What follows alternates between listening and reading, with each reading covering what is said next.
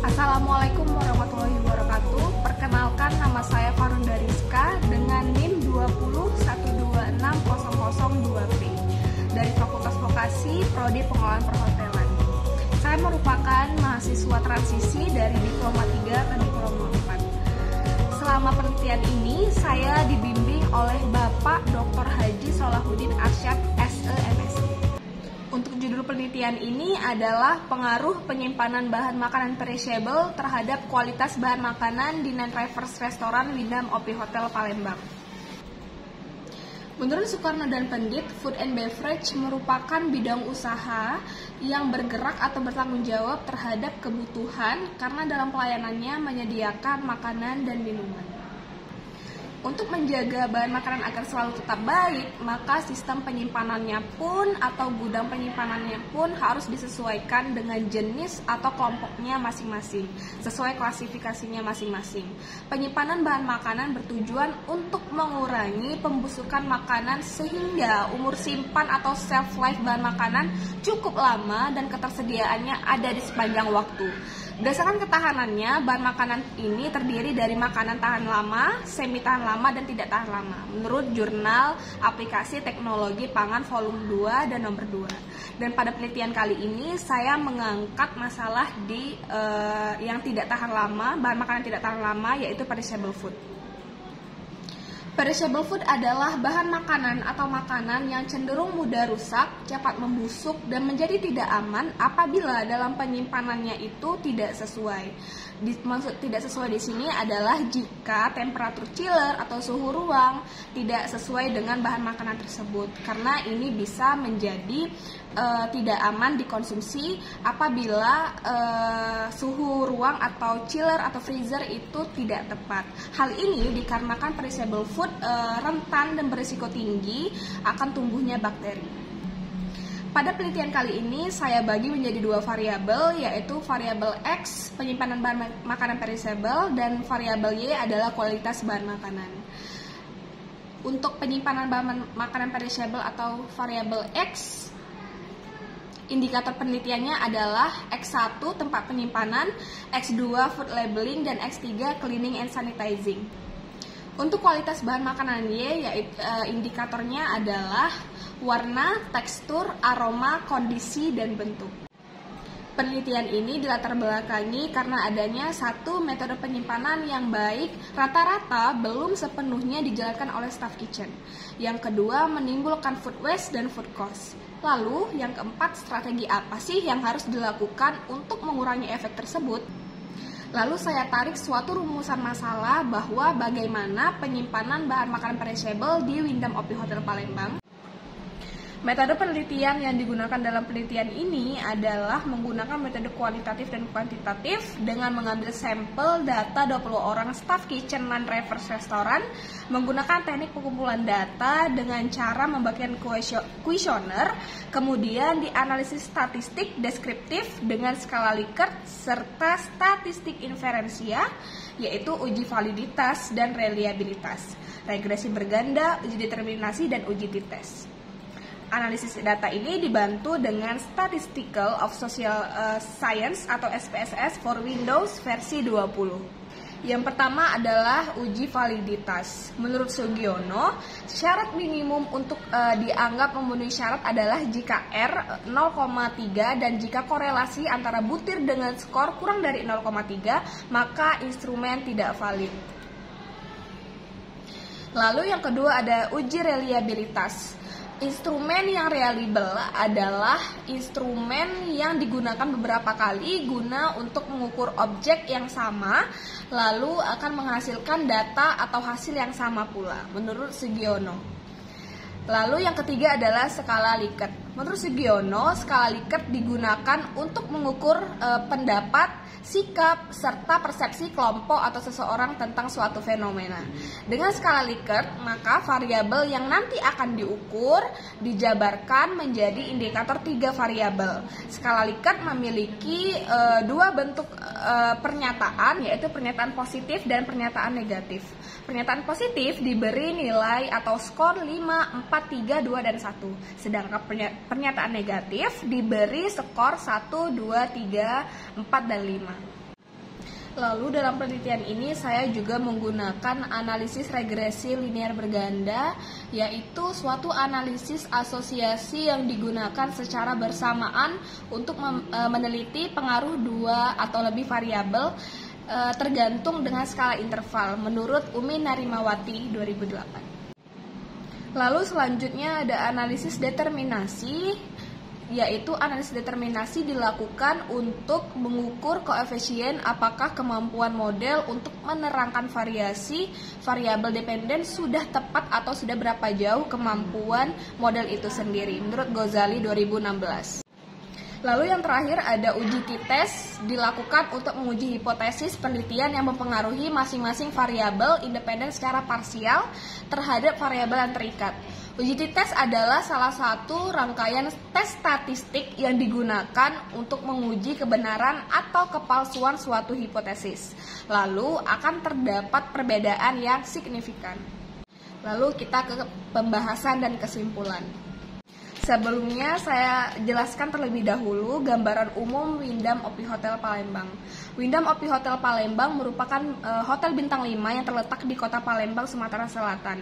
Wyndham Opie Hotel Palembang mengadakan grand opening pada 18 Juli 2018 dengan fasilitas terbaik dan bertaraf internasional. Wyndham Opie Hotel Palembang berlokasi di Komplek Opie Mall Jakabaring, Jalan Gubernur H.A. Bastari, Sungai Kedukan, Kecamatan Rambutan, Kota Palembang.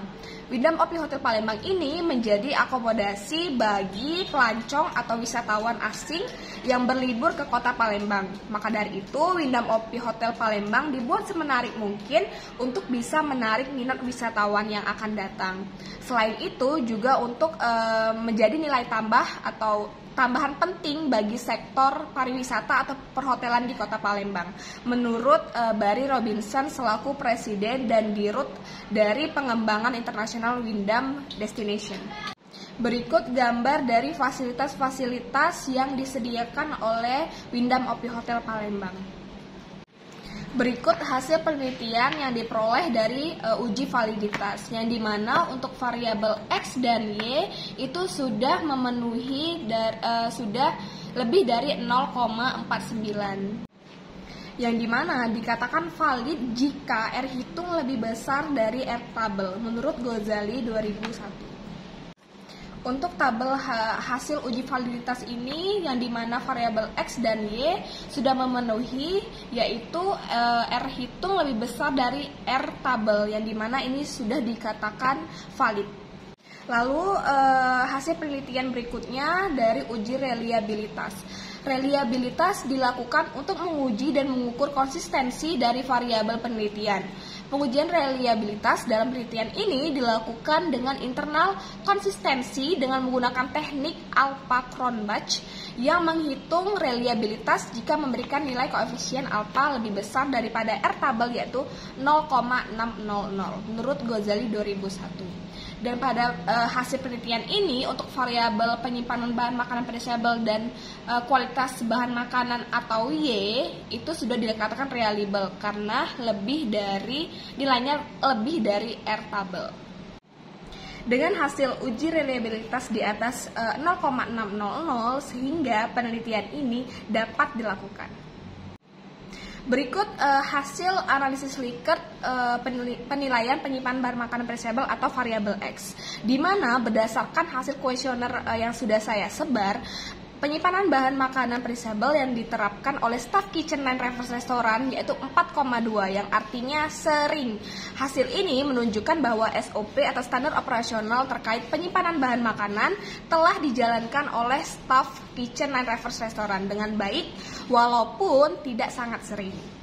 Pernyataan kuesioner yang terendah adalah melakukan pembersihan chiller secara rutin atau dalam satu hari dengan perolehan rata-rata 3,8 yang artinya sering. Di mana pembersihan chiller ini sangat penting untuk dilakukan mengingat bakteri yang mudah masuk jika tidak ada pembersihan secara rutin. Lalu berikutnya ada penilaian skala Likert di variabel Y, yaitu kualitas bahan makanan. Nah, diperoleh penilaian kualitas bahan makanan berdasarkan kriteria penilaian dari tiap butir indikator penyimpanan bahan makanan perishable, yaitu SB sangat baik, B baik, CB cukup baik, KB kurang baik dan SKB sangat kurang baik. Rata-rata netral yaitu pada daging-dagingan, ikan dan bahan seafood tidak mengalami perubahan warna yang tidak segar dan tidak cerah dengan rata-rata 4,2 yang artinya baik. Lalu pada butir pernyataan warna, aroma dan bentuk mendapatkan rata-rata 4,6 yang artinya sangat baik. Karena penyimpanan bahan makanan perishable yang sudah sesuai sangat mempengaruhi kualitas bahan makanan di non-reverse restoran Bindam Opi Hotel Palembang. Selebihnya, penilaian yang menyangkut pada kualitas bahan makanan mendapat nilai yang baik. Penilaian diperoleh berdasarkan implementasi SOP yang dilakukan oleh staff kitchen. Lalu selanjutnya ada hasil analisis regresi linear berganda. Ini saya dibantu oleh SPSS versi 20. Pada hasil analisis regresi linear berganda didapatlah hasil bahwa 1. Nilai konstanta memiliki nilai positif sebesar 32,088, menunjukkan adanya pengaruh yang searah antara variabel independen dan dependen. Variabel independen yang meliputi tempat penyimpanan atau X1, food labeling X2, dan cleaning and sanitizing X3 dengan variabel dependen dengan tingkat signifikan 0,00. Lalu yang kedua, koefisien regresi variabel tempat penyimpanan atau X1 sebesar 0,936. Artinya, jika variabel independen lain nilainya tetap dan tempat penyimpanan atau X1 mengalami kenaikan 1%, maka kualitas bahan makanan atau Y akan mengalami peningkatan sebesar 0,936. Koefisien bernilai positif, artinya terjadi hubungan positif antara tempat penyimpanan atau X1 dengan kualitas bahan makanan. Semakin baik tempat penyimpanannya, maka semakin baik pula kualitas bahan makanan. Lalu yang ketiga yaitu koefisien regresi variabel FL atau food labeling atau X2 sebesar minus 0,204.